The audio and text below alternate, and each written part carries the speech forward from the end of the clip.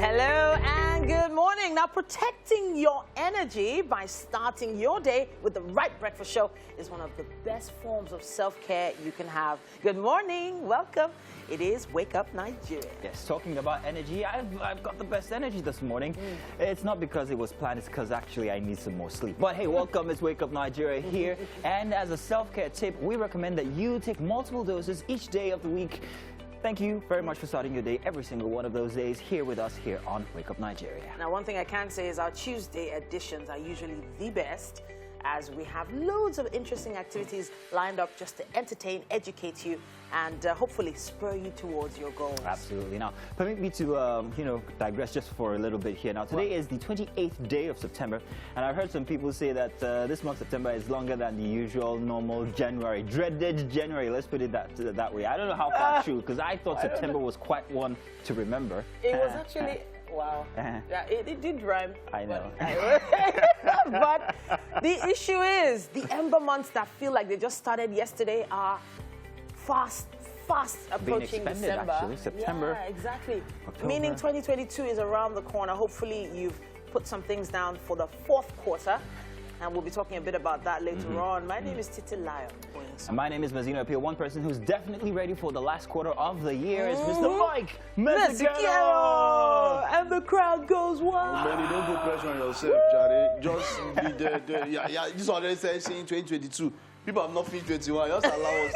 Let's take it slowly. Well, the farther away from 2020 we get, honestly. Know, right? I guess the farther away from 2020, that's the better. I'm still 39, it's all good. Anyhow, subtract 2020. Remember, you can stream the show live at tvcentertainment.tv. It's all free, of course. And of course, you can also use the hashtag WakeUpNigeria across all social media platforms to get your comments across. We will read them. Yes, so now the hashtag WakeUpNigeria on TVC is really important to have in your back pocket, so you can communicate with us and we can see all your posts. Use our mobile app and download it from either Google Play or iOS, and of course follow us across social media at TVC Connect. Yes, indeed. All right, now, so let's let you know what we have coming up for a Tuesday edition here on Wake Up Nigeria. We begin with health, where we will be joined by Cherry Ozalo, known on social media as Cherry Underfield, a dentist who uses entertainment to pass knowledge about oral health.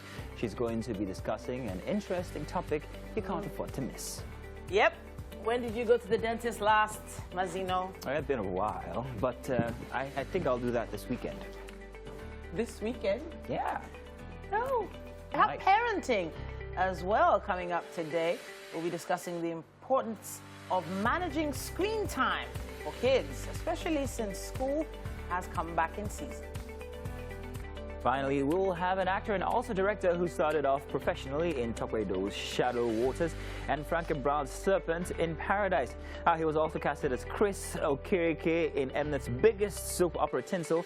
James Omokwe will be here to tell us more about his journey, and especially one topic that had him in social media conversing about critiques. So critics, if you remember, you were here then, Mike, when we had that conversation. Can't wait to have the discussion with him. Yeah, that's someone that's achieved quite a bit in the past few years in terms of TV. Very likable character, by the way. Yeah. You know, let me tell you guys how I started my morning this morning. So every single morning I have a routine here at TVC where I come in very early and I have a moment to myself under our, mango tree, Abegi. I always do this. I don't know. I'm a creature of habit. But today was different because while I was standing under it, just kind of like putting my day in perspective, I felt a thump on my head. Okay. It was bird poo. Now, Titi seems to believe that this is good luck. I don't care how much good luck. That was disgusting. It probably felt disgusting, but for as long as I can remember, birds pooping on you is considered good luck. Yeah, I remember, what's the movie now? Mr. Bones. You remember the movie? I remember that one. The Guara movie. So you just need a slap on the head and then nod your head. It was disgusting. But yeah, it's a sign of supposedly. Okay, see, the only good luck I want is money right now. Don't worry. And maybe a bed, because I've had no sleep all night. What's happening? What's going on? I've just been busy doing stuff at home. Okay. Yeah. Money is not everything. Money, see, wow. Listen, money can buy almost everything. Give me the money, we'll worry about everything else You after. are poor. when all you have is money. Motivation. Oh, wow. Aspire to perspire. Let's go. You have to be, see, life is all about being rich in your spirit and your soul. Thank you very much. Physical money is just what it is. You've got the beard for it, you know. Physical. You actually should do motivation. You understand? You go far. So it's my baby. It's my behavior by now. So you that give us every money that you don't have baby, what's happening? It's not as thick, you know, but in any case, we hope it's going to be a great day, and my luck is going to also spread to everybody here and everybody watching. I hope you us. washed your hands after. No, I didn't. And you're welcome for a Tuesday here on Wake Up Nigeria. My name is Mazino Peel. Let's do the news. Now, it was a busy day for the northern governors who held an emergency meeting with traditional rulers in Kaduna State yesterday on issues of insecurity, politics, and the value-added tax collection. That controversy, among others. Now, they opposed the value-added tax law enacted by the governors of Rivers and Lagos State, which got the support of other southern state governors. The northern governors also insist that agitations for a mandatory power shift to the south is unconstitutional. Correspondent Lupa Assam reports. Another conversation on the state of the nation. And here, northern governors and traditional leaders are gathered at the Kashim Ibrahim House in Kaduna for an emergency meeting. At the last one in February, they resolved to collectively fight insecurity and enhance socio-economic prosperity of the region. They are here to receive updates on the implementation of those resolutions. They will also deliberate on emerging national issues such as value-added tax collection. This has sparked wide reactions and controversy over the past weeks. A court of appeal in Abuja had ordered Rivers and Lagos state government to stay action on their VAT laws. This is pending an end to legal dispute on the matter. Attorney General of the Federation and Minister of Justice has also disputed the rights of state governments to claim VAT collection. And after 5 hours of closed-door deliberation, the northern governors come up with a similar resolve. They say there will be an increase in prices of commodity and a collapse in interstate trade if every state is allowed to enact its VAT laws. They promise to wait for the final judgment of the Supreme Court as the case is sub judice. The judgment of the Federal High Court calls to question the constitutionality of VAT. The reason Lagos accounts for 50% VAT collection is because most of the telecommunication companies, banks, manufacturing and other training activities have their headquarters in Lagos, with the resultant and the wrongful attribution of VAT. Until and unless the Supreme Court pronounces judgment on the substantive matter between Rivers State and the federal government, the matter is sub judice, and Northern State Governors Forum would respect this.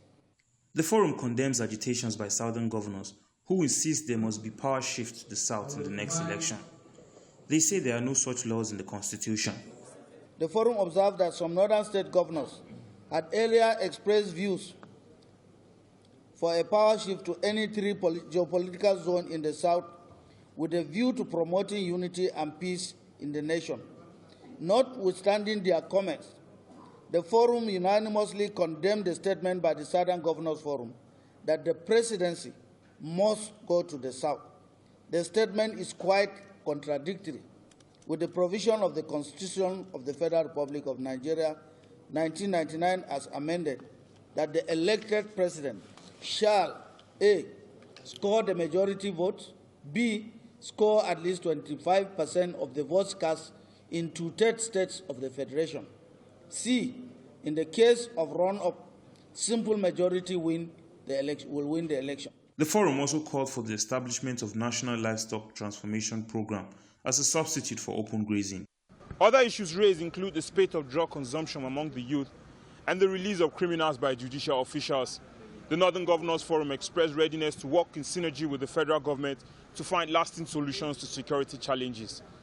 Lupe Assam, TVC News, Kaduna. And that's all we have for news this morning.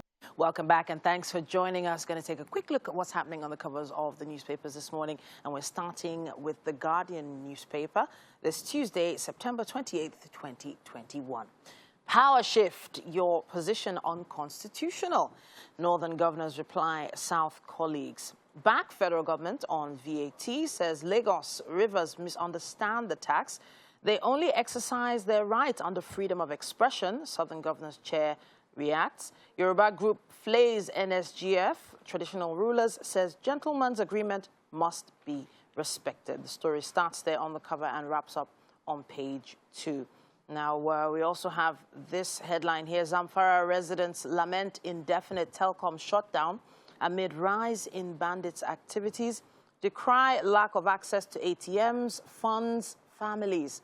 How telecom shutdown is silently killing residents, according to a report.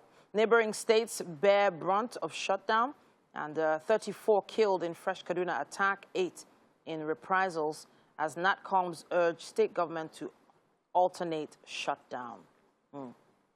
It also says here, 13 wedding guests die in a Rivers crash.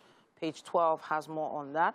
How soldiers sell arms to survive in Northeast by naval officer. Fan to shut Kebbi Airport, over 33 million naira debt. Gunmen kill 3, set vehicles ablaze in Anambra. Saraki groups push for electronic collation of election results in 2023. And that's what we have on the cover of The Guardian. We also have the Punch newspaper this morning, and the major headline says, anger trails Northern governors' opposition to 2023 power shift. Governors demand for South presidency in 2023 unconstitutional, say forum. Northern governors working towards Nigeria's breakup, says Ohaneze. Regional governors paying lip service to Nigeria's unity, say Afenifere. Beside the masthead there, it says the e-Naira offers cheaper, fast remittance options, say CBN.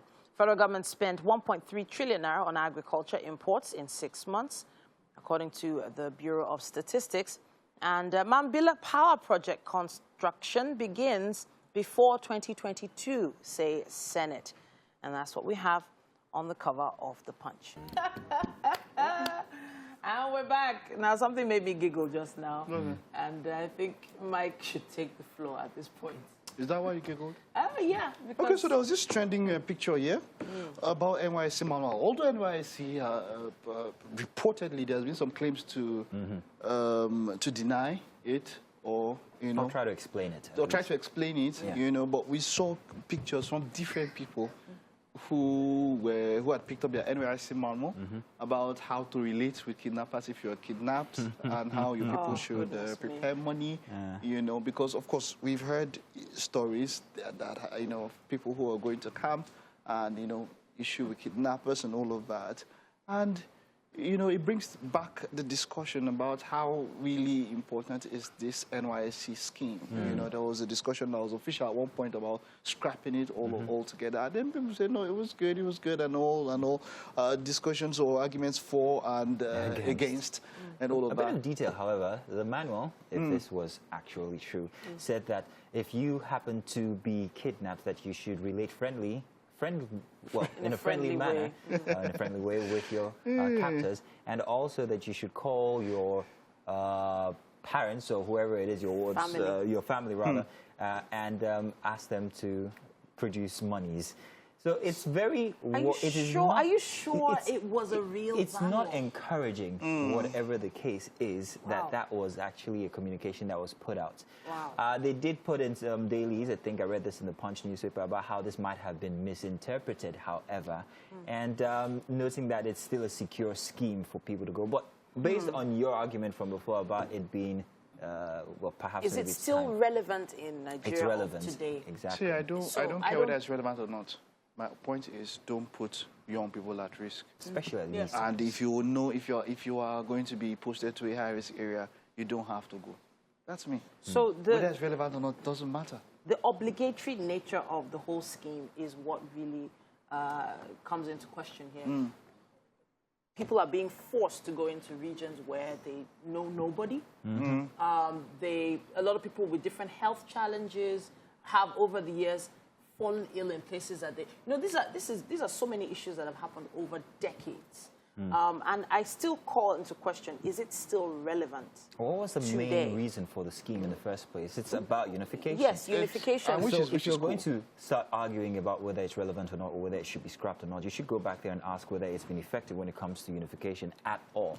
I don't know if there's a body that has this as its mandate to actually research and find out how this is helping, whether young people are more unified than the older generations, or whether this has gotten any I don't know, any better. We don't do stuff. We don't do numbers like that. We don't keep track. Which is the problem of Nigeria. We don't keep track. Generally, we do not believe in numbers. We do not believe in research. We do not believe in data. I dare say, I know that there's an entire body that has that as its mandate for data collation and all of that. I can't remember what it's called. But if these informations are not being used, are not being researched, are not being used to design better schemes, as it were, for the NYSC, then what is the relevance? I do believe, however, that NYSC has certain relevance. Yeah, I think if everything...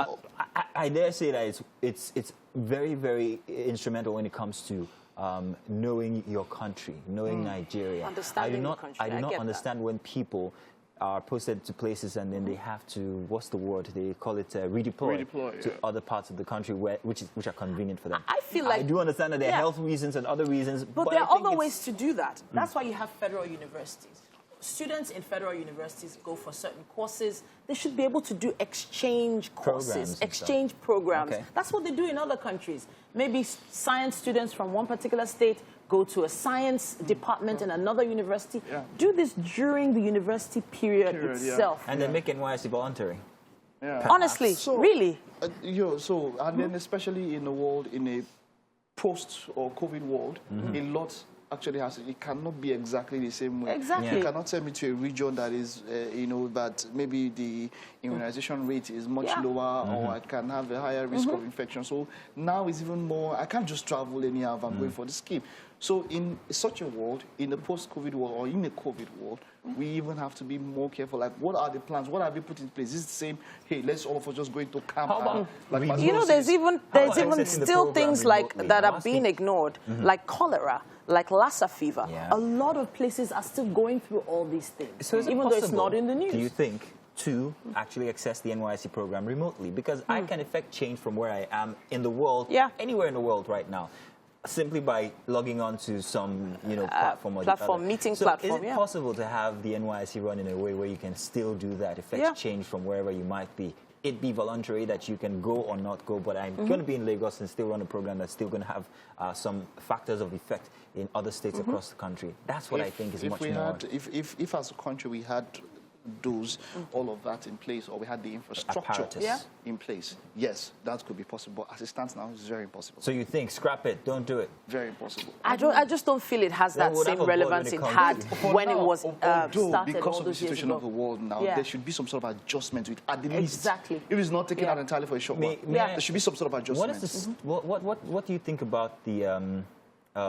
status of education in Nigeria? I say that to say this because NYSC core members are often used as teachers in most primary or secondary schools that they're deployed to, and this actually helps kind of like, release the burden on the education system. We have these people who are volunteers, well, not necessarily volunteers, but they help our education system. If you remove the NYSC students, then you're going to have if you remove the NYSC students, you'll have people who are not being forced to teach young people. These NYSC candidates are going to these places because they do not have a choice. Not everybody can teach. No, and not everybody should teach. So they're going to teach without proper training, without having teachers' education. Probably didn't even pass too well in their own classes in the first place. We have teacher training colleges. We have colleges of education, which teaching is is supposed to be a bedrock of what they learn there. So such people who have gone into there know that they're going to teach are the ones that should be teaching. So should we, do you think, switch it from being a paramilitary involvement to one based solely on education, whereby students can actually have an intellectual one, whereby students can actually have, just before they leave university, they have a course on being a teacher or how to teach, So, and then when they move out, they can volunteer to either travel or stay in their states and impact change when it comes to education. So, so the reason why the military came in, remember in countries like South Korea and many other countries, there is supposed to be a military service. Some people take it for like 1 year. I remember Son Heung-min, a professional footballer in EPL, who had to leave for about 3 months and go serve with the military. You understand, for some level of training. I mean, we've had even royalty serve in the military. It does have its own advantages. It has its own pros or cons, you know. But I think I like the idea of intellectual and military. Yeah. It does make some sense. Okay. At this point, this is where we throw the question to you out there. What do you think? Do you feel like the NYSC scheme should be scrapped or we should keep it? 2022 is coming, people. Wow, what a plug. All right, we'll just take this time out now. There's still quite a bit more to come on the show. Yep, that's quite the groove there when it comes to that. I love that groovy music. All right, so we're here. Chef Arno, it's great to have you. Good morning. Thank you. Good morning. You are welcome. So, what are we doing this morning? We're not doing the usual. Yes. You know the usual, okay. But what are we doing this morning? So this morning we are going to be having veggie spaghetti.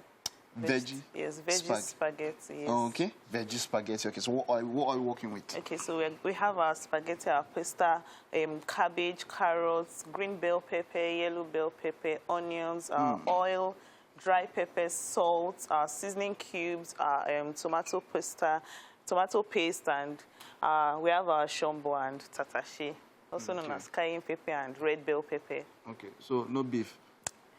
No beef. No fish? We have eggs to substitute. No pomo. I know a number of people, you're asking me, no beef, no fish. Well, this is supposed to be a healthy option, or yes. You understand, something that other people that don't take beef and all of that can do, right? Yes. Okay, so let's get started. Eggs are good. So, you know, eggs, for those of you who want the meat and all of that, egg can actually take care. But yeah, that's it, what you can see there. So those are the ingredients: oil, eggs, onions, dry pepper, seasoning cubes, green bell pepper, cayenne pepper, a.k.a. shombo, the salt, the carrot, the cabbage, spaghetti, the pasta we're using, tin tomatoes, yellow bell pepper, and the red bell pepper, okay? All right, so we go with our onions first of all. Yes. So like we said, so this option is for, this is an option for veggies, those for vegans, as the case may be. No, not really. Anybody could take this. Okay, Yes, all right. anyone can take this. It's just to make our spaghetti more nutritious by adding vegetables. All right, I think I like that option, you know, much more nutritious. You know, this is a time when a lot of people, we are starting to learn how to eat healthy, not so much meat and all of that in there. So this is something that will be quite good for everyone who wants to eat healthy, yeah? Yes. Okay, so let's get started, and we're ready. Going to start by... Okay, we're getting, yeah, this is already boiling, and then we're good with our onions. So I saw this video about how people cut onions and all of that. Some who go for the very, very little shreds, and then some who go for the very round ones and all of that. Yeah, it's based on preference. Depends on how you like. How you like it, yeah? onions. If you like it big and all of that, Yes. but that way. Okay. All right. So I'm going to first start by frying my... Okay, for frying the oil first of all, Just frying yeah? the onions. The onions first, yeah? Okay. All right. Please, can I And then- get a spoon? Okay, and then the oil is just normal oil? Yes, just normal vegetable oil. Oil, okay. All right. I know some people might want to maybe use olive oil or something Yes, like that anyone. as an Still option based on... for them. Yes. Okay, all right. We're starting with the oil, and then we'll start with the onions. Okay, that's quite a good one. Maybe I should help you slice the carrot. Where's one? Let me get a knife there, and help with the carrot. Is this carrot knife? Or do you want to shred it? Yes, I want to. Oh, wonderful. When last did I see this? Okay, we'll get to see what we're doing here. But for those of you who are just joining, we're doing veggie spaghetti. We're working with oil, with eggs, onions, dry pepper, seasoning cubes, green bell pepper, cayenne pepper, salt, carrots, cabbage, spaghetti, tin tomatoes, yellow bell pepper, red bell pepper. All right? Okay, so while she's slicing the onions and while I will be shredding the carrots, we'll just take this time out now. We'll get to see how far we've gone later. Welcome back. Now, this is a particular segment that I'm extremely passionate about. I'm one of those parenting enthusiasts that cannot stop talking about her kids. People have to shut me up sometimes, especially when talking about screen time for kids. This time, we invited the amazing Mofolushade Shonaike to come talk to us once again. Welcome back to the show. Thank you for having me. All right, so yes, school has resumed, and our TVs are resting. Yeah, the TVs are off now. Yes. The tablets, the laptops, the phones, they're all taking a break while kids have gone back to school. But then again, I feel there is a big part that screen time plays. Yes. But we are, of course, advised to limit the amount of screen time. Why is that? Well, first of all, in this internet age, there are so many things that are there that are addictive. You know, all of these games and things like that. In my own case, the laptops haven't taken a rest because my boys are in secondary school and they do their work online. Online, you know, so that's why it's a major. I have to be sure that they're actually doing their work and they're not, and we need the internet for that. Of course. You know, so it's something that has to be managed. You have to make sure that they are actually spending time doing productive things on it, as opposed to playing games and watching things that they shouldn't be watching. Okay. So now there was a complete shift when COVID happened and 2020 began, and parents began to realize that they needed to educate their kids a lot more about what to do online. And how to even use computers. Some parents had never even exposed their kids to devices or screens before then. So then there must be something that's said to the positive side of kids being online, right? Yes. There's a lot. I mean, of course, before we got on, we were talking about, which excited me. Because I was telling Titi, you're going to be my teacher on this one. Okay. Oh, yeah. Because before, you know, there was always this noise about no screen time, it's bad. You know, once they're before 3, before 5, no screen time, blah, blah, blah, and everything. But there are good things that are online that they can, you know, get to learn from. Educational things, and which you shared. Yes, which I I did. would want, So you're throwing it to me now. I'm throwing it to you. Let me give a little insight to what we had to do. So from the very beginning, we were incredibly intentional about what we had the twins watch. Now, this is from age 3 months. We ensured that they had their own TV that was not connected to any cable platform. What we had was educational DVDs, talking about Baby Einstein, Preschool Prep, Sesame Street, and they were running on a loop, such that by the time they were 6 to 8 months old, they could identify colors and shapes. And even though they weren't pronouncing... Where do you get these DVDs? So, so there are some amazing online shops, and then, of course, supermarkets that have these DVDs. Some of them are original, some of them are not so original. But it was a lot of money. It was a huge investment on our part to make sure that they were seeing things that were not in their immediate environment. Which is where I'll go to places like YouTube. So YouTube is a great platform for kids to see and experience things other kids are doing. Right? So why should we, in turn, limit them from this exposure? That's my question. Well, so now, YouTube, we have YouTube, the general one with this YouTube Kids. Yes, YouTube Kids. Yeah, one of the challenges and why a lot of parents worry about YouTube is because, you know, you just keep scrolling and I don't know, there's this, I think maybe an attack on children. Right? Because the kind of content, this minute they're watching something that is, you know, and next minute something pops up that is not appropriate for the children, you know. So that is why we, you know, everybody's always talking about control, you know, so that they don't just find themselves somewhere that they shouldn't be. It's just because there's just so much information out there. There's so much that is being thrown at them out there that you have to be on top of it. Like you said, really intentional about what they're watching and how, like for my toddler, we use YouTube Kids. But there's certain pages or whatever that I had to block, of course, to make sure that he can't get there. Because I mean, even on YouTube Kids, my son would be telling me, a witch, zombie. I mean, there's so much of those kinds of content on there, you know. So I had to sift and just say, okay, only these ones. And so those are the challenges with the internet generally, and allowing them to do free fall into the internet. So interestingly enough, because of how much money is being made online now, and how interesting it is to have subscribers on places like YouTube, there are all those algorithms that push kids to follow or subscribe to certain platforms or videos. So what I ended up doing was opening a fresh email address. And putting their actual age there. So not a lot of people know this, that once you put in the age of the person who owns the email, it curates it the starts, content that it stops all the other content from filtering in, which was very helpful. And then, of course, it's in my phone. So as soon as I see something untoward, from wherever I am in the world, block, unsubscribe. You know, I was able to do that. But then we were talking about limiting screen time. We're talking about screen time now. And, of course, rules about, you know, maybe things like eyesight and how long they spend in front of the screen. Yeah. Yes, so that too is another concern, you know, because the lights, even as an adult, like before now, I never used to wear glasses. Okay. But, you know, too much exposure to light and all of that has taken its toll. So with the older ones, we can have discussions. So I say, okay, first of all, because now we're in school, only for your assignments and forming of your notes. Once you're done, no laptops, no games, no nothing, you know, and even the weekends that we agree, because we had to negotiate and say, oh, mommy, now how about our weekend? So we say, okay, 2 hours max. Okay. And I'm actually just looking into something that, you know, cuts them off after, because sometimes if I'm not there, they can get carried away. You're strong, though. 2 hours? Wow! 2 hours of screen time?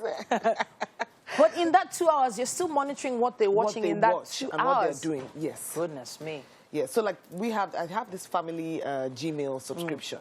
So I mean, Gmail is just amazing. You know, you know what they're doing, sort of. At least you get notifications, so you know if you need to step in now, you need to, stuff like that. Doesn't it feel a little bit like we're stalking our kids a little? We need to stalk them. Okay. We need to. In fact, if we go further, we're talking about my kids they're not on social media actively. Okay.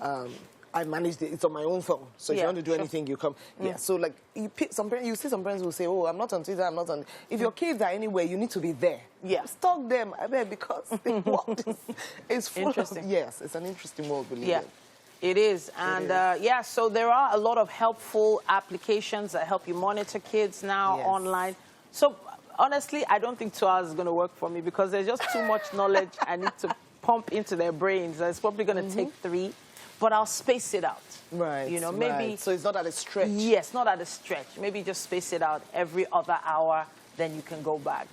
But hey, to each his own. Of course, we have to thank you so much for coming to talk to us about this. Thank you. We've given you a different perspective. And just know that there's a time and a place for everything to happen, people. Yes. The time for upgrading your mindset about the online screen time is now. We're going to be heading over to Mike now. He's in the kitchen. What's cooking? Yeah, we're getting our hands worked up now. We have to, this is the tatashe, right? Yes. We want to blend this. Well, we already have the onions in here. I don't know if you can take a look at this. Yes, while our eggs are getting boiled. Okay. All right, so you guys will just let's see this blender. The blender. We'll get this sorted. We'll get it sorted. We'll get it sorted.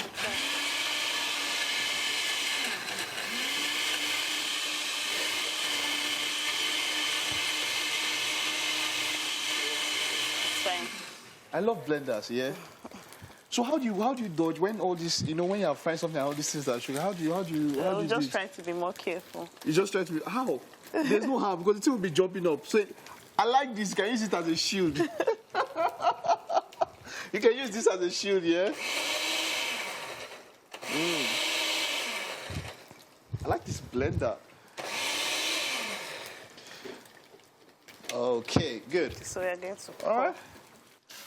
Whoa, I want you to see how this looks, yeah? I want you to take a look at this and see how it looks. I love the way it's coming together. Okay, so we have our tatashe inside. What we had earlier on was tin tomatoes and onions. That's how we started this. Okay, this looks colorful to an extent, yeah? So that's it. Our tatashe has gotten in. If you're just joining us, we're putting together veggies, spaghetti, all right? And the ingredients are working with oil.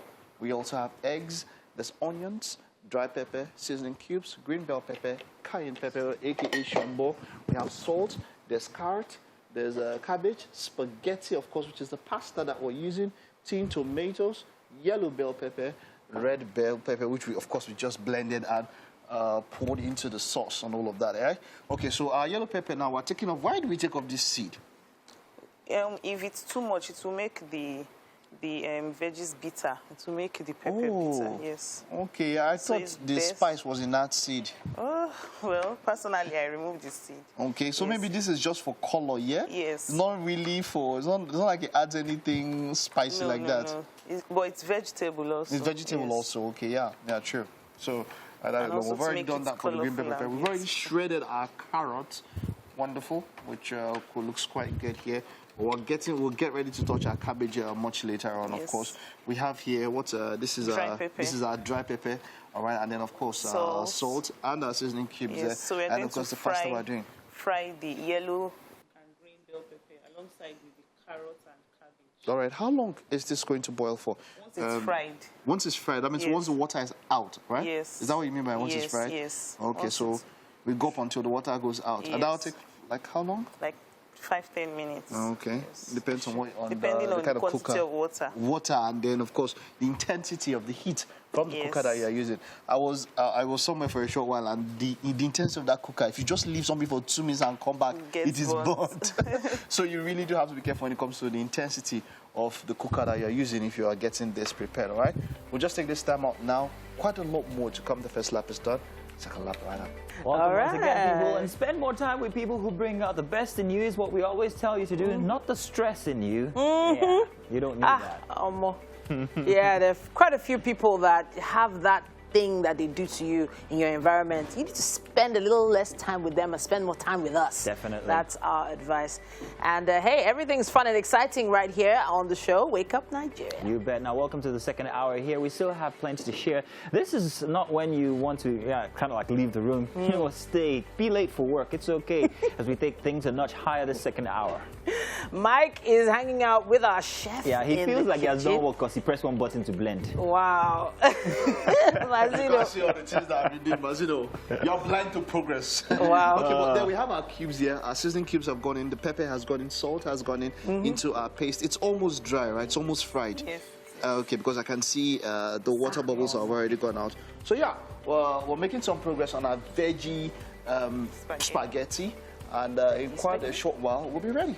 All right. Can't wait. Can't wait. No. Now, this particular show is tailored to give you that little boost you need. So we need you to stick around for the next 45 minutes. Yes, it's going to be magic. Her name is Titilai Oyinsa. And here's Mazino Appeal. Now, you want to remember that you can stream the show live from anywhere that you might be. You want to also do that on tvcentertainment.tv and on Facebook as well, where we are currently streaming absolutely live. We always look forward to your comments, so please leave a couple of comments on there for us. They keep us connected and also keep us company. Hello, e-community. Yeah, we appreciate you staying right there streaming with us. And well, when it comes to social media, we also need you to have our app handy for if you need to move around. Just download the app for iOS or Android, and we'll be right there with you. Now, remember, it is TVC Connect across all social media platforms, including TikTok. All right. When it comes to our health segment today, yes, we're still talking teeth this month, and we've been having a really interesting time for the past few weeks, having a conversation with a dentist who's all about entertaining and educating people about their dental health. Want to find out who that is? Make sure you stay tuned. Sherry Unterfeld, anyhow. And also, coming up finally here on the show today, we have actor-director who started off passionately sometime in 2000 and, well, a long time ago. We'll get to ask James Omokwe about his endeavors and also this very interesting discussion we want to talk about when it comes to movie critics and, you know, how it actually forms movie dumb going forward. Titi, it's good to see you featuring there. Oh, wow. Dynamite. Really? Sorry. I'm actually, I have a pick to bone, or rather a bone to pick with James. Okay. On that. Star up in the sky. Yes. are you doing? I'm the mountain peak up high. Oh. Don't sing, Mike, please It's don't. an R. Kelly joke. Yeah, whatever it is. Yay. Don't sing. I'm the World's greatest.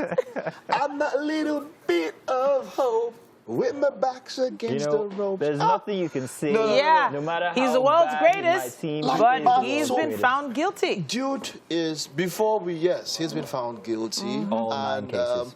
Minimum 40 years, I think. Minimum, Yeah. but they're going But for he's life. going for, he should be going for life. For me, he's unarguably the most talented musician as a total package. ever. Alive now. Alive Wow. now, anyway. I mean, all round. There's no one that comes close. He wrote Kelly. for some of the greatest Yeah. singers ever. He's done gospel. He's done secular. He's done everything. He's done rap. He's sung. He's rap. danced. Yeah. He's top charts almost all through. With what you're saying and the way you're putting it, it seems like this person can do no wrong. However, it is fact that he has been. So he's just letting you know. So it makes you ask the question: does it negate everything that he's done? No, never. It doesn't. It doesn't. If he's been found guilty. He would do time. He should do time. I'm not. You know, the thing is that there's a period when the allegations came. You know, he has always been fought with this kind of things almost all through his career from the beginning. I've seen videos and all of that, a lot of things of grooming young girls and all of that and all of the crap he has been doing. Is that while all this was going on, he was also dropping hits. And even when he was cancelled, we still went on to play his songs. I was still on radio at the time it was cancelled, and it was actually discussed and everything. We decided, okay, we are definitely not going to play no more R. Kelly. And then the next thing, Kiss from a Rose. Like, no. Kiss from a Rose. What's the Space Jam one? I Can Fly. I Believe I Can Fly. So, gotta let it go. Gotta let it go. So the issue now is, do people get judged on, with their gifts being so beautiful? So they always say, you that's without sin, cast the first stone, etc., etc. I am thinking about the fact that, yes, he has done wrong, but he gave beautiful music. I can remember Trapped in the Closet. Remember that series of Trapped in the Closet? Let's not start. Let's not start. What? There is genius there. Yeah, he is indeed a very, very talented craziness there as well. His heels in for the rest of his life. And his streams will be raking in money. Right. So I have quite an interesting guest in the house. All right, it's great to have you back. We're not taking the news now. We have someone who's interesting enough to talk to. Now, he's Jonathan Ogwoji, popularly known as Jonathan Kome, a man truly passionate about worship. And he will be performing later for us. But just before that, let's get to catch up with him and what he's all about. It's great to have you, Kome. Thank you very much. You're based in Kenya, by the way. Yes, I am. Kenya. How many times have you been in Nigeria? Okay, so I'm Nigerian anyway. At some point in my life, I was based in the UK. So I was there for like 6 years. And then moved over came back to Nigeria. Then I was, by God's mercy, privileged to begin to touch the African countries, South Africa and Kenya. For some reason, got to Kenya and COVID happened. And then things started taking form from there. I got to realize that, okay, yes, it was not a good season, but also it was a season of definition for me. And that's when things became clear to me while I was there. And from there, it kicked off for me. While I was in Nigeria, I used to be a drummer. I used to play for... I was one who played for Infinity, Olori Oko, Lara George, Eben, and then way back Resonance. Oh yes, Serena. You're a treasure. You've been in very major hits. We thank God. He's been merciful, and I thank God. You drum in all those projects. Yes, I play drums and feel inputs. Okay. God. How long are you still drumming? Yes, I still play the drums. I even have a new skill added to it. I play the guitar also. Oh, wow. Yeah, so we're up in the game. You're up in the game. Yeah, okay, but when did you start singing as an artist, as an individual or an artist yourself? As an individual artist, let's say 7 years ago. Okay. 7 years ago. And then when was that time when you really got into it and said, okay, this is what I will be doing? Was it at that same time? At the point I was playing drums, I was full-time in it. I started playing drums at the age of 7. I went into professional music at the age of 15.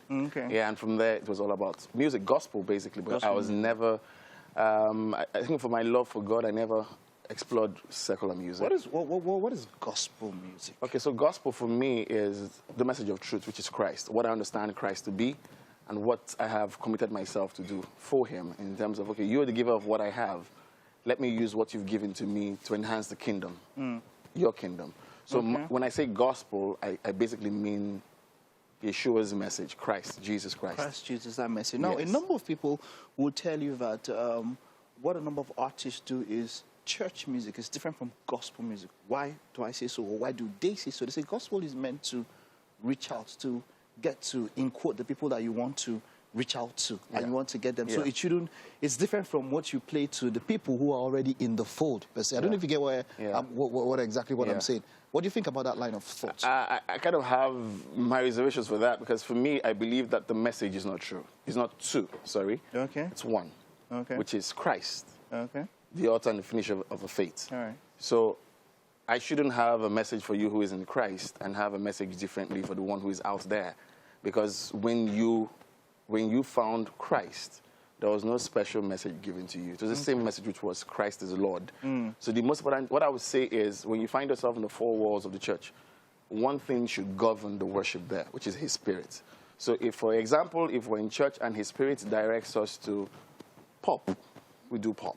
If His Spirit directs us to just pads and strings, we do that. What if in a case where that particular music that edifies those in the church might not be accepted by those outside that you're trying to get into the church? Yeah, so that's what that's why for me, that's something I normally do.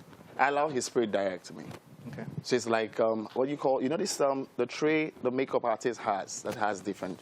So I allow my life be like that before God, and then wherever He would have me go, I allow Him choose what He wants. Because at the end of the day, the truth is, no matter how much you think the street has its sound and the church has its sound, the true person who knows is the person who sees ahead. And the person who sees ahead for me is the Holy Spirit and it's Christ. So if I'm going to meet a bus conductor, for example, God might tell me, I need you to bring out your pidgin, and I bring it out. Not me trying to understand, but sometimes you see a bus conductor, but you never know that he doesn't speak pidgin. Because you just have an idea, because you think he's in the streets. Meanwhile, the author finisher knows the beginning, knows the end. So why don't you allow him direct you on how you deal with him? Now, this video is something, a number of people saw it and they liked it. It has a street vibe. Yeah. It has that, for me, that's why I was bringing up, it has the outreach vibe. Yes. It has that vibe of, hey, let's get out there and get people in, which is why I brought up that question. You know, somebody inside might, without hearing the words, might sit and say, what kind of video is this? Yes. I don't know if you get where I'm coming from. Yes. And all of that. So what was your thought process in putting this video together? So there was a burden on my heart when I was in Nairobi, Kenya. I got to realize that a lot of the youths had gone a certain way. And I found myself praying more for them. You find a child from the age of 16, 14, there's this thing they chew, it's like grass, it's called mira. So you chew it and you get high on it, and it's easily gotten anywhere. And you have young people into it.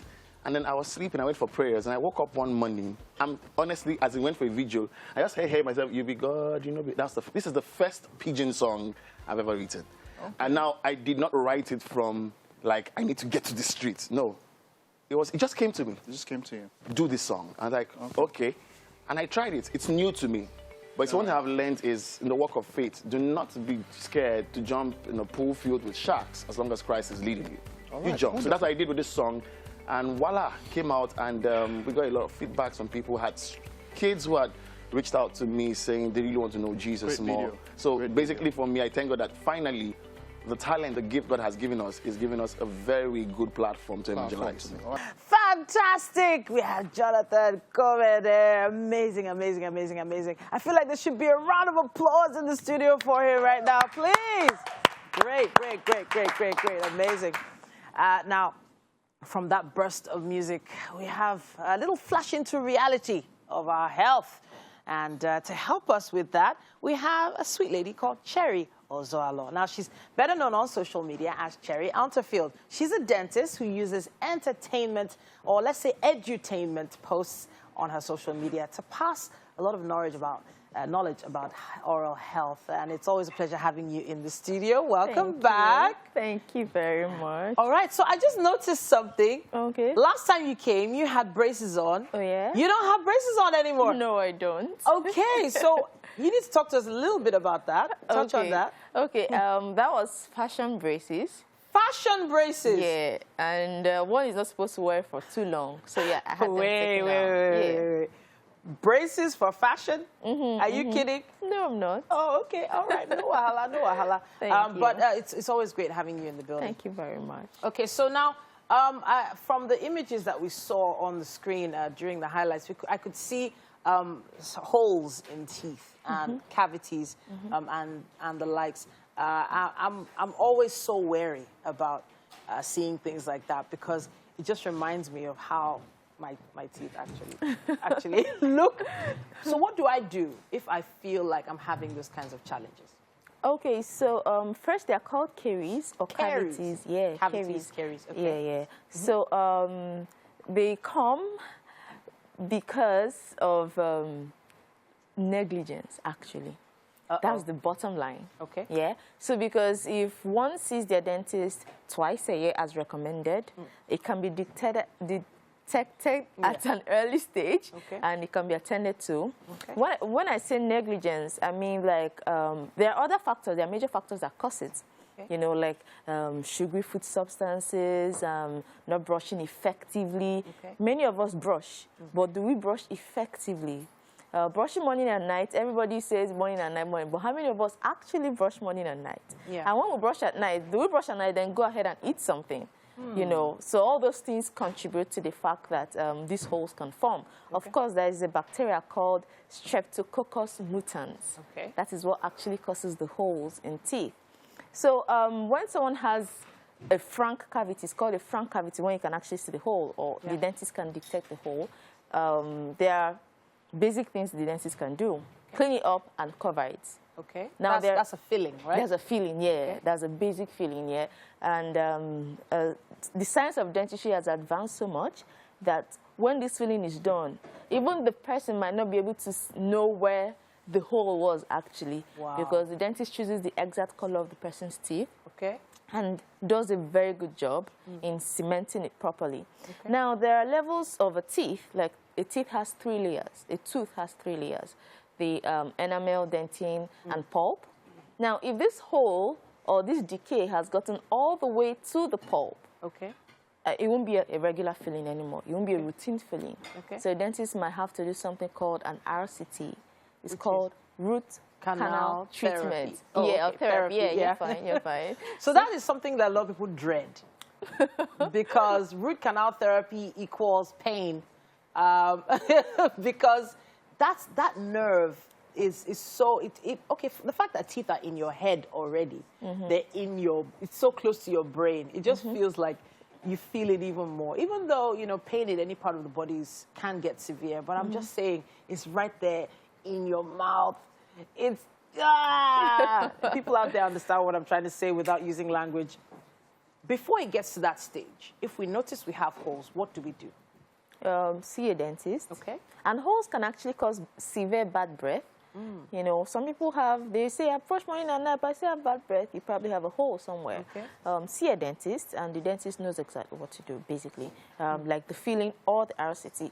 Or if it's so bad, if it's grossly broken down, the dentist might have to yank off the tooth. Oh, that's the one we didn't want to hear, the extraction part of things. But I've spoken to other dentists before that say no matter how bad, that it should be a last resort. Extraction should be a last resort. Most definitely. But people just go for extraction because it's considered more affordable. Exactly. But what does extraction do to the mouth once it happens? Of course, the teeth moves. The teeth continues to move throughout life. They only stop moving if they meet each other, which is up and down. Now, if there's nothing down, the teeth up grows down all the way until it starts touching the gum. That's one major disadvantage of removing teeth. Then the one at the back, the one at front, they tilt into the space because there's space. Nature abhors vacuum. So that's what happens. And then the bone there shrinks. And, I mean, you don't want to experience that. I actually can confirm what you just said. You said that the teeth continue growing. So I do have one extraction experience. Terrible experience, I have to say. But then I did note that that gap doesn't feel like a gap because the tooth at the top is filling that space. And it feels like it's a larger tooth. Does it mean that the teeth actually get larger with time, or? It grows. It just keeps growing? It just keeps growing. Goodness me. Now, the disadvantage of that is that there's no exact treatment for an overgrown tooth, you know, except trimming. But even that trimming will affect the tooth. So it's advised that if you remove a tooth, if all other options have been eliminated and you have to remove a tooth, try and fill it back. Now, there are 3 major types of tooth replacement. The denture, the one you see old people use, and then the crown and bridge, and the implant. All right. Yeah, basically. So crowns, bridges, implants, dentures, all ways that you can fill in those spaces. Dental care has advanced over the years. It's not like it was before. You don't have to just yank it out. Please see your dentist twice a year. Thank you so much for coming to talk to us. Cherry Unterfield here, and thank you so much for what you do online. It's really appreciated. Thank you. And now we have to move on. We have a quick break, but we'll be back with our final guest for the day. And in the building, we finally have an actor, a director, someone who started off professionally as, you know what, let me stop. Let me just calm down. He started out in Top those Shallow Waters. Exactly, Shallow Waters. Also, Franca Brown's Serpent in Paradise. He's also been responsible for a whole lot of stuff that you see currently on Nigerian television in Riona. Which other ones? He was also in. He also directed or produced Ajoche, if I'm not mistaken. Yeah, Ajoche. And hey, let's just already go ahead and let's not tell forget you who that. It is Mr. James Omokwe in the building. Yay! And the crowd. Good morning. goes wild. I've got plenty to talk about in such little time, but you guys have a very, very funny story you want to share first. I think you guys need to tell it. Go ahead, please. Do tell it. Tell it. Yes. A titty story. Many a year ago, we were in like a semi-car incident. Yeah, so I won't call it an accident. What happened was I was learning how to drive. I used to live in Festac, so I went to Satellite Town. And, you know, Titi was like, oh, you know, she's going to the island, let's go. I was like, yeah, you know, I can drive, you know. I got you. So I got you, you know. So, unbeknownst to her, that was my first time being on the express. So when we were climbing on that mile 2, you know, whatever, you know, there was a trailer coming. And, you know, the trailer was coming. I was scared. And then the thing just hit me. So I was like, ah! Titi was the only calm person. Like, I was the one shouting because... calm down. Relax. Like, I knew the damage because it wasn't my car. It was my uncle's car. And how do I explain? Yeah. I hope your uncle's not watching right now. I don't know. but yeah, so many times right here on the show when things are going crazy, that's why we turn to Titi. She's like, I don't know why I was being so calm. We'll come back tomorrow. The trailer was like right here. But you know, he's had an amazing journey. And I can still remember. I can still remember your first production, very first production you had. Awakening, and there was some interesting graphics in there. I don't like you today. You're fired. Oh, sorry, I can't fire you. Can't fire me. No, I've known Titi for quite some time. She's been a part of the journey. Yeah. Titi's been a part of everybody's journey. So many people, everybody knows. Yeah, true, very true. You have. Stop it. You can't be in media and actually not have encountered Titi. Okay, I can listen. This is not about you. It's about James. Great to have you here. Thank you. So recently there was this very interesting conversation that actually happened on your timeline when on Instagram, which I was kind of like brought into on like, you know, it wasn't planned. And I'm like, okay, what's happening here? And when I got into the thread, I found it was a very interesting conversation. They were talking about movie critics. And James has a preference or what do you call it, about movie critics. And it got me thinking, what advantage or what role do critics play when it comes to Nigerian movies? You are a director, and we've had so many great movies so far, great series and all of that. This argument about critics, are they worth it? Are they relevant? Why do we need them? Do we need them at all? So I feel like, first of all, you think of it, I mean, people who are in my industry, producers or directors, they're very touchy about their work. And there's nothing wrong with it, right? But you really need to understand that when you're creating work, you're not creating it for yourself. You're making it for other people to see. I mean, if you're going to, I mean, they call it show business for a reason. If you're going to be driving fast cars, building houses with the money that you're getting from making films, somebody actually paid money to watch the film. I remember going to see one particular film, which I wouldn't mention, but I paid a lot of money going to see it at the Cube. You know, I could have paid 3 to 5 or the 1.5 or something, but I wanted the experience with other people. And whether I like it or not, that money went into your bank account. Now, if I'm going to spend money to watch your film, it better be worth it, right? It better.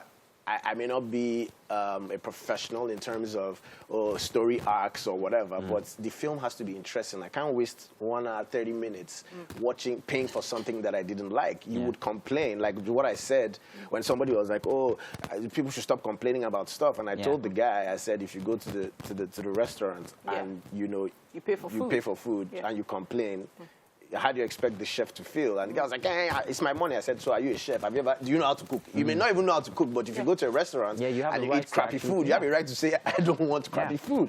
Now, it's okay if the person who made the film gets touchy, which is normal. I mean, if I tell somebody who made, like, the person who's cooking now, if I say, oh, your food doesn't taste great, which I'm sure it does, she'll feel bad. But there's something to take away. What you're taking away is, okay, so how can I get better? How can I serve you so better? that is it. Now, are Nigerian directors and producers actually taking that feedback? Are they open to feedback like that? Are they open to critics? So, to be honest, not a lot of people are.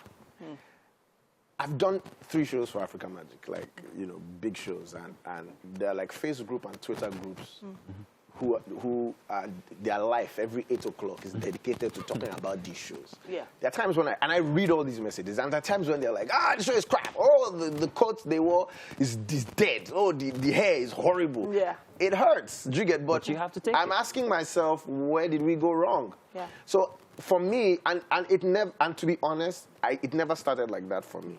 For me, in fact, I remember this first film. Yes. When I made it, it had a lot of mistakes. I mean, I would go to the cinema and watch with people, and people would be like, "So what happened here?" And then I'm explaining, "Oh, so this actual." And in my mind, I'm like, "Why do I have to explain? Exactly. I don't know how to do that." Here. But the truth is, people just need to learn that, you know, that people perceive your product differently.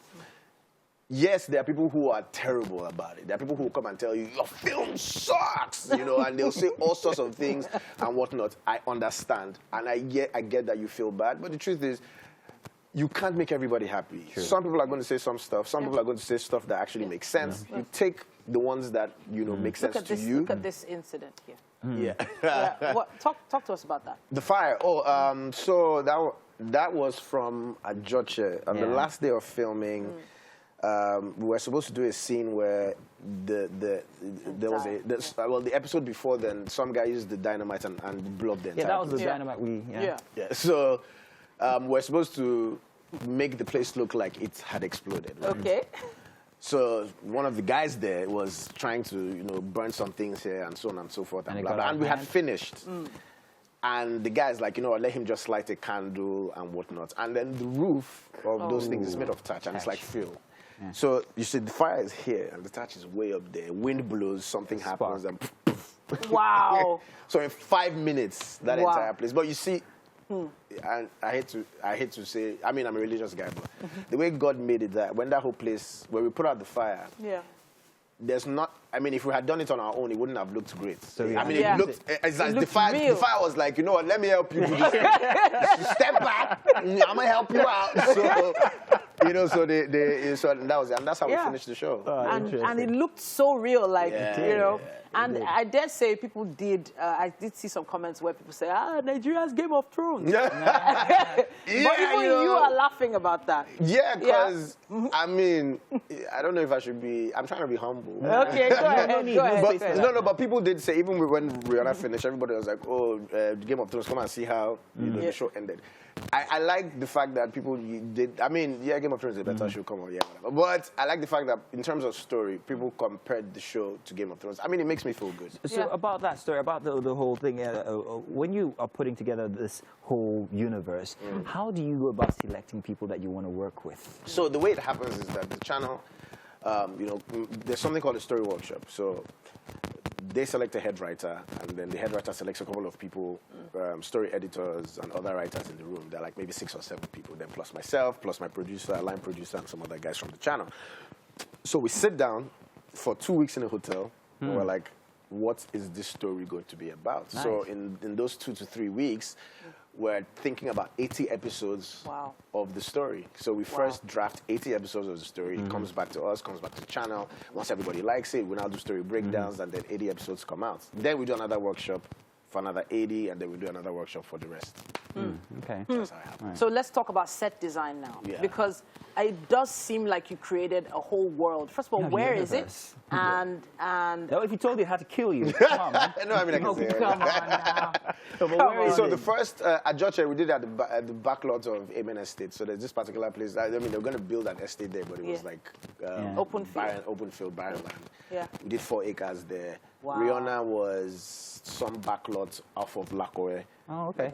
Like 4.5 acres too, and we built from scratch. In terms of production design, what we normally do is my production designer Uche Wanhiri, we sit down and we say, okay, look, first of all, we do some research, come back and we say, okay, what kind of village do we want to build? So he brings me sketches. I look, okay, this, in fact, I wish I brought, but there's so, like, we have an artist who draws the buildings, the interior, the colors, everything to the teeth. So I look at it and I make some changes. I say, okay, let's do this. Okay, then he now says, okay, this is how big the building will be, how long, how many we will have.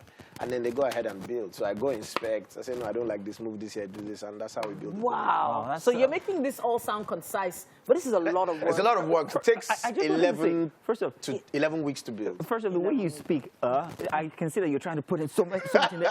I'm enjoying it. It's like as if we can bring up any topic and he's going to talk about it. Yeah. I can see you're trying to put in everything. We cannot contain that in the little time that we have here today. It's very fantastic that you have joined us and all giving us a back view into everything that you've done, critiquing and all. So you know we actually asked to.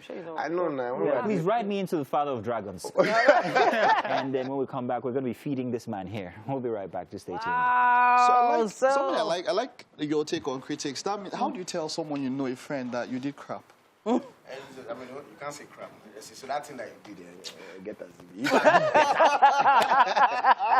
All right. I like that. So, Chef Anu will be in the line and you will taste it and then let's know his real thoughts about it. But here, Chef Anu, what did you get? What did you set up for us today? So these vegetable spaghetti with eggs. Veggie spag. Very simple, right? All right. Okay, so try it out. Try it out. Let's see. You use a restaurant as an analogy, right? Yeah. Okay, so let's see. Let's see. Maybe doing now, eh?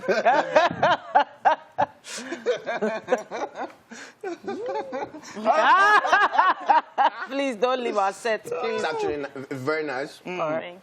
I can finish the food. Yeah, of course. Sure, you can. It's nice. It's really nice. It's not. Sometimes when people cook spaghetti, sometimes they put too much salt or whatever. But I think this is really good. All right. I'm telling you. Thank you.